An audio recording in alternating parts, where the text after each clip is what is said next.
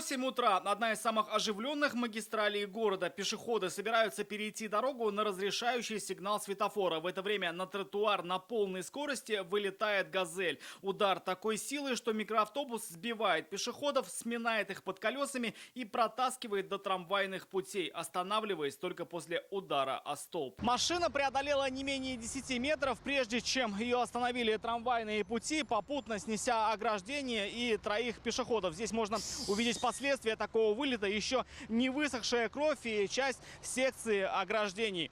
По предварительной версии в микроавтобус въехал вот этот КАМАЗ, который не остановился на красный сигнал светофора. На кадрах с камеры наблюдения видно, груженный КАМАЗ, не сбавляя скорости, задевает стоящий на перекрестке манипулятор «Рейнджер». КАМАЗ нас же объехал потом. В нас ударился и объехал. Но удар сильный был?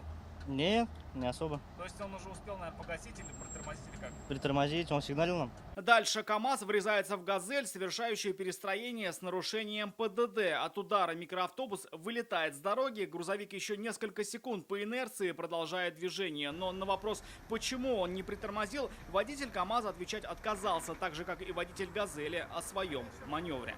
В результате ДТП один пешеход скончался на месте происшествия.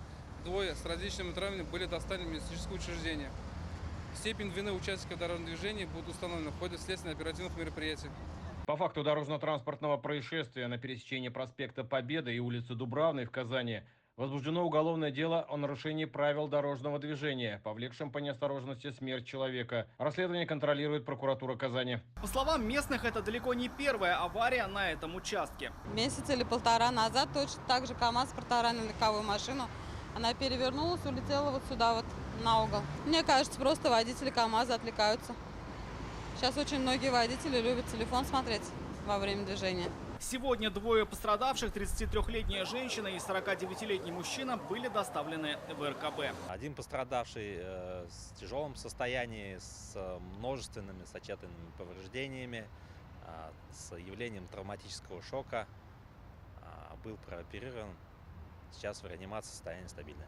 Как сообщили в РКБ, вторая пострадавшая получила ушибы легкой степени тяжести и уже отпущена домой на амбулаторное лечение. Погибшему мужчине было 55 лет. У него остались трое детей, двое несовершеннолетние. Оба водителя допрошены в качестве подозреваемых и находятся под подпиской о невыезде.